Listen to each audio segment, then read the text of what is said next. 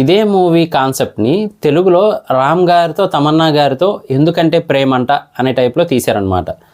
అదే కాన్సెప్ట్ మళ్ళీ మలయాళంలో ఇప్పుడు రీసెంట్గా తీశారు. అది నివిన్ పౌలి అని చెప్పి ప్రేమం మూవీ, అలాగే ఓం శాంతి ఓషానా ఈ సినిమాల్లో హీరో అనమాట ఆయన. సో ఆయనతో తీస్తే అది హిట్ అయింది. సో మరి దీని వెనక రీజన్ ఏంటి అంటే, మరి ఇప్పుడు ఆ కాన్సెప్ట్ అందరూ కనెక్ట్ అయ్యారా, లేదు అంటే కొంచెం మోడిఫికేషన్స్ అవి చేయడం వల్ల నచ్చిందా అని. మనకి రామ్ గారి మూవీలో చూస్తే కనుక ఎక్కువగా కామెడీ టైమింగ్ కానీ అవన్నీ కూడా మిక్స్ చేసి పెడుతూ ఉంటారనమాట.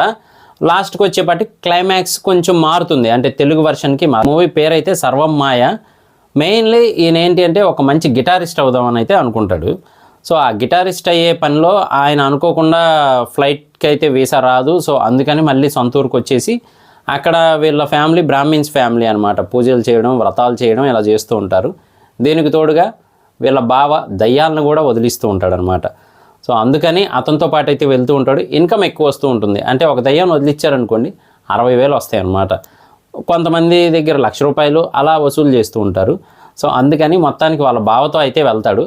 అలాంటి టైంలోనే దయ్యాన్ని వదిలిచ్చే టైంలోనే ఈయన దగ్గరికి అయితే ఆ దయ్యం వస్తుంది అనమాట. కానీ మనకి తెలుగులో ఏంటి, నార్మల్గా తమన్నా గారి ఆత్మ వచ్చి రామ్ గారికి మాత్రమే కనబడటము, దాని తర్వాత మళ్ళీ ఈయన మొత్తానికి చాలా రిస్కులు చేసి ఆవిడని కలవటం ఇదంతా జరుగుతుంది. కానీ మలయాళంలో అలా కాదనమాట. సో ఆవిడ లవ్ చేసిన అబ్బాయి దగ్గరికే ఆవిడ వెళ్తుంది. ఇది ట్విస్ట్, మనకి కథలో ఏదైతే ఉందో అది ట్విస్ట్. సో లాస్ట్కి మరి ఆ అమ్మాయి బతికిందా, ఇందులో తమన్నా గారు బతికినట్టే, లేదంటే ఏం జరిగింది అనేదే ఈ మూవీ స్టోరీ అనమాట. కానీ కామెడీ మాత్రం తెలుగు వర్షన్కి మలయాళం వర్షన్కి చాలా డిఫరెంట్ ఉంటుంది. మనకి తెలుగులో తెలిసిందే కదా, ఫ్రెండ్స్ అందరూ కలిసి వాళ్ళ కొడుకులను అయితే అక్కడికి పంపిస్తారనమాట పని చేయడానికి. అంటే సమ్ వైన్ ఫ్యాక్టరీ అలా ఉంటుంది కదా, సో అక్కడికైతే పంపిస్తారు. కానీ మలయాళం విషయానికి వచ్చేపాటికి మాత్రం ఈయన ఒక గోల్ అనేది పెట్టుకొని ఆ గోల్ వైపు వెళ్తూ ఉంటాడు. ఈలోగా ఈవిడైతే పరిచయం అవుతుంది. పరిచయం అయిన తర్వాత ఈయన లైఫ్ ఎలా టర్న్ తీసుకుంది ఏంటి అనేది ఈ మూవీ స్టోరీ అనమాట. కానీ ఓవరాల్గా అయితే మాత్రం నాకు అనిపించింది మూవీ చూశాక, ఆ టైంలో ఆ మూవీ అనేది అంతగా కనెక్ట్ అవ్వలేదు. అదే కాన్సెప్ట్ ఇప్పుడు వస్తే కనెక్ట్ అవ్వచ్చేమో అనిపించింది అనమాట. అంటే సిమిలర్ కాన్సెప్టే, ఆత్మ అనేది బయటకు వచ్చి మాట్లాడటం ఇదంతా కూడా.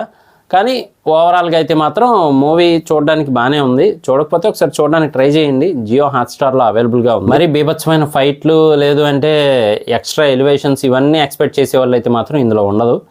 ఓన్లీ కూల్గా అలా ప్రశాంతంగా వెళ్ళిపోతూ ఉంటుంది అనమాట మూవీ. కాకపోతే అక్కడక్కడ గోస్ట్ని చూసినప్పుడు, అలాగే మధ్యలో ఒక యాక్సిడెంట్ సీన్ అయితే జరుగుతుంది. అక్కడ మాత్రం ఖచ్చితంగా షాక్కి గురవుతారు, కొంతమంది భయపడతారు కూడా. అలా అయితే ఉంటుంది. సో మూవీ చూసిన తర్వాత ఇది నా ఎక్స్పీరియన్స్ మాత్రమే. మరి చూసింటే కనుక మీకేమనిపించింది అనేది కింద కామెంట్ చేయడం మర్చిపోకండి. నేను మీ ప్రసాద్, మళ్ళీ నెక్స్ట్ వీడియోలో కలుస్తాను. Love you all.